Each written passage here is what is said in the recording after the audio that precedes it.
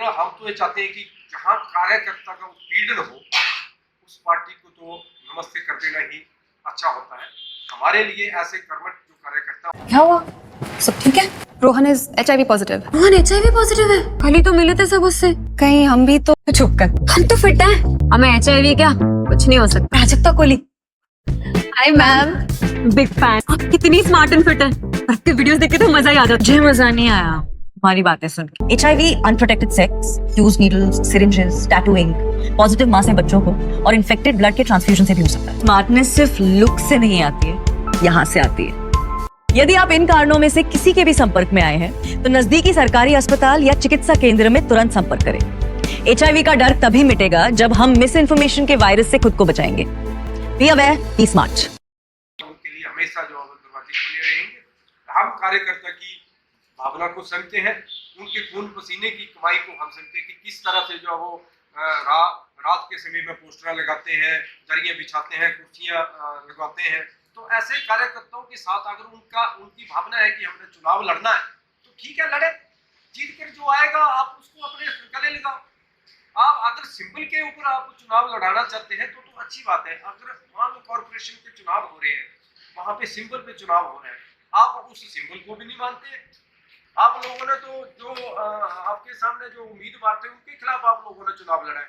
Party को जो अब संविधान से आगे बढ़ना है या इनके ऊपर कार्रवाई करनी है तो कार्यकर्ता की पीड़ा को जो वो एक कार्यकर्ता ही पहचान सकता है। वो कार्यकर्ता जो समर्पित हो पार्टी के प्रति। और ये लोग जो अपने स्वार्थ के लिए कभी इस पार्टी में कभी उस पार्टी में, और वो कार्यकर्ताओं को जो वो रूल नियम बताने की बात करते हैं, ये बातें मैं आपके सामने देखिए। आपके सामने ये है कि अभी हाल ही में सदर के विधायक है, वहां से भी एक सिफारिश जारी हुई है कि इन लोगों को जो वो पार्टी से निष्कासित किया जाए।